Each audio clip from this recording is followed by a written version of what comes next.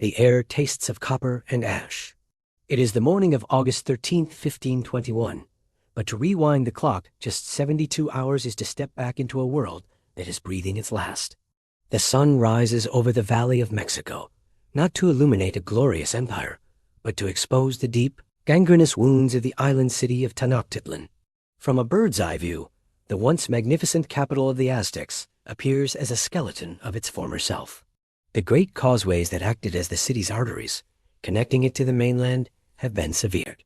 Where there were bustling markets filled with the aroma of vanilla, cacao, and fresh chili, there is now only the suffocating silence of ruin and the stench of rotting bodies. This is the story of the final 72 hours, not of the generals or the conquistadors, but of the civilians trapped inside the cage of history. It is a reconstruction of the human experience when the sky falls and the water turns to blood. 72 hours before the final surrender, the city is a labyrinth of desperation.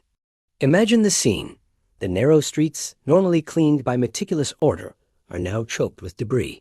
The canals, which once served as the city's highways, are clogged with the fallen and the floating debris of a shattered society. We focus our lens on a humble dwelling near the edge of the Tlatelolco district. Inside, a woman we will call Citlali kneels by a small fire. The smoke does not rise gracefully. It hangs low, trapped by the oppressive humidity and the enclosing Spanish blockade. She is not a warrior. She is a weaver, a mother, a keeper of the home.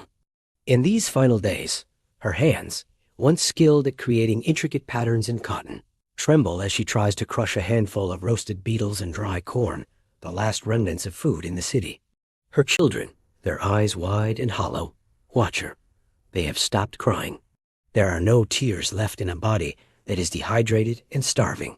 Outside the thin walls of her home, the sounds of war are a constant rhythmic drumbeat.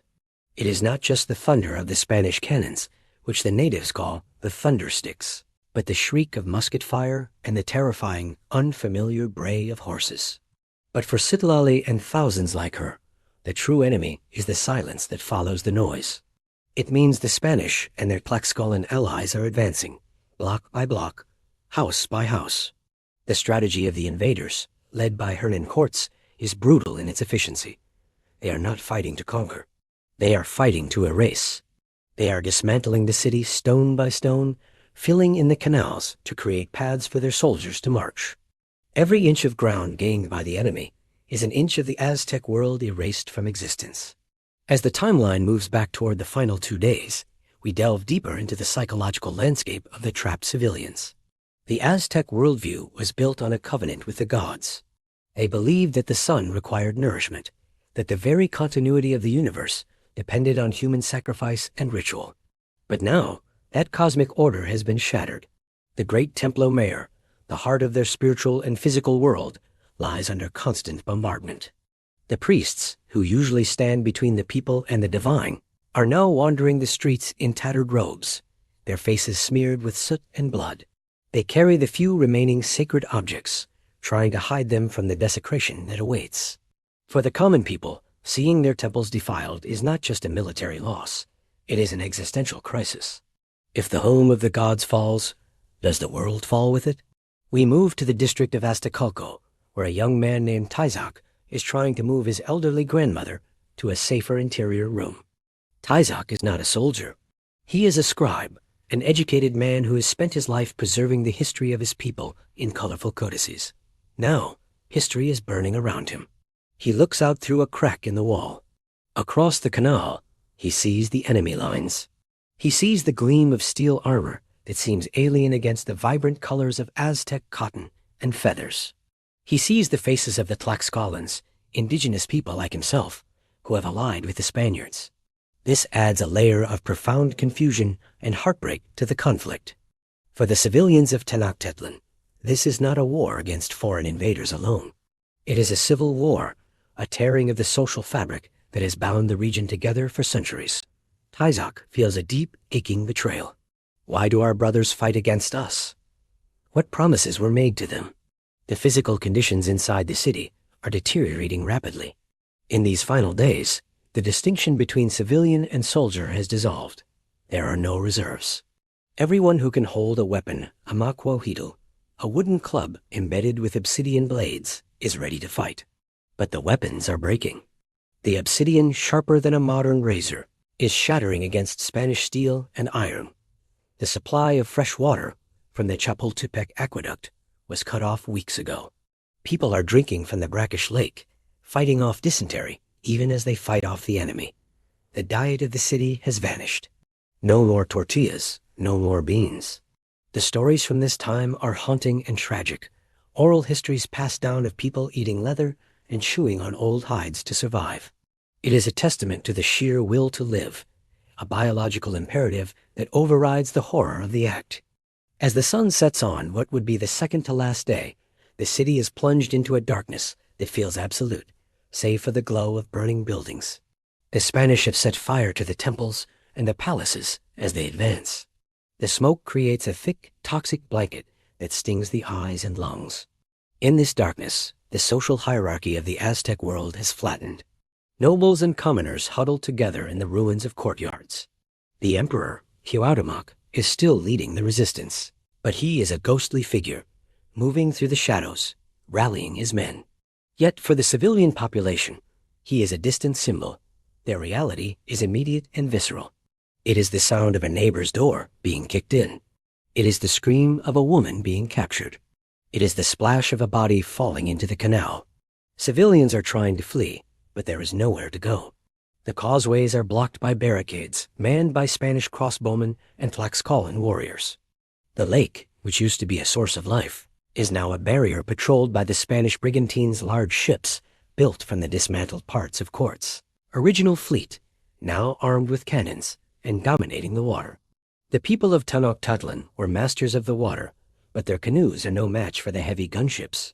Imagine the terror of a family attempting to paddle across the dark water in a dugout canoe, only to be illuminated by the sudden flash of a cannon muzzle. The water erupts, and the hope of escape sinks beneath the ripples. Night brings a temporary lull in the fighting, but it amplifies the sounds of suffering. The groans of the wounded echo off the stone walls. There is no medicine. The healers have used the last of their herbs.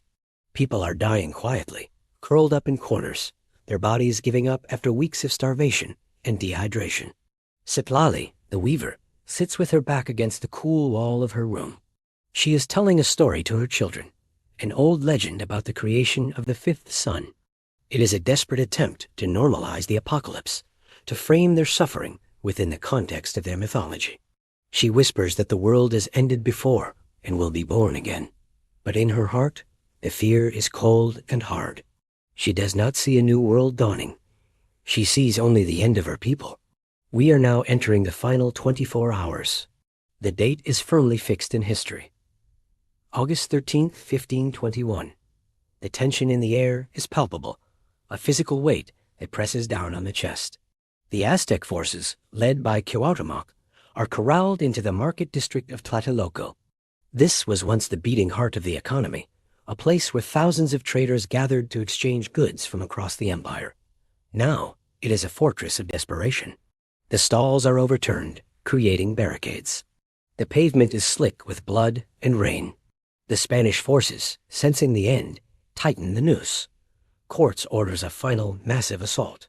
He wants to capture the emperor alive, to crush the spirit of the resistance definitively.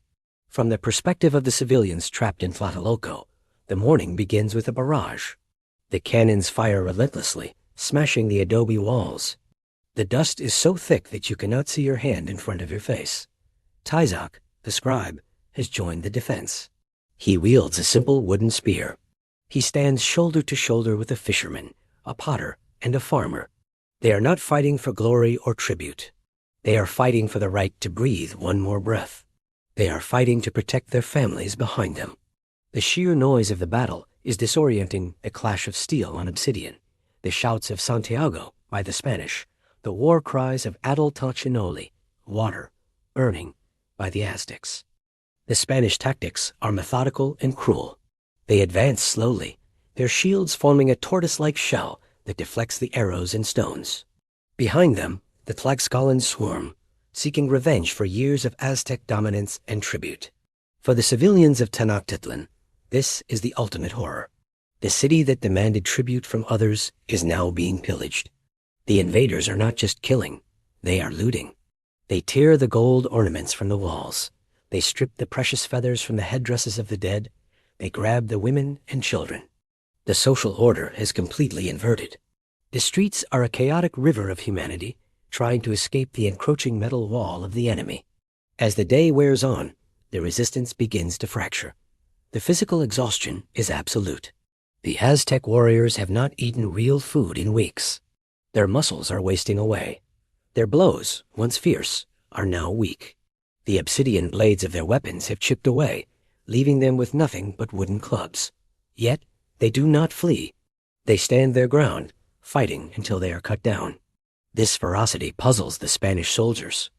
They write in their diaries about these Indios who fight like demons, refusing to surrender even when death is certain. But this is not demonic possession. It is love for their city, a sacred duty to defend the center of the universe. We focus now on the moment of the breach. The Spanish cavalry, which had been limited by the narrow streets, finds a breakthrough in the market plaza. The horses, terrifying beasts that the Aztecs had never seen before 2 years ago, now charge into the crowd. The psychological impact is devastating. To the Aztecs, these beasts are monsters, perhaps even gods turned against them. The civilians scatter. The formation breaks. It is a rout, a slaughter. Tizoc sees the horsemen coming and tries to pull a young girl out of the way. He is struck by the butt of a Spanish spear and falls to the ground. He looks up at the sky, the smoke parting momentarily to reveal the sun, indifferent to the slaughter below. He realizes the prophecy was wrong. The sun does not need their blood to rise. It rises regardless. The gods are silent. Meanwhile, in the chaos, Emperor Cuauhtémoc realizes that the end has arrived.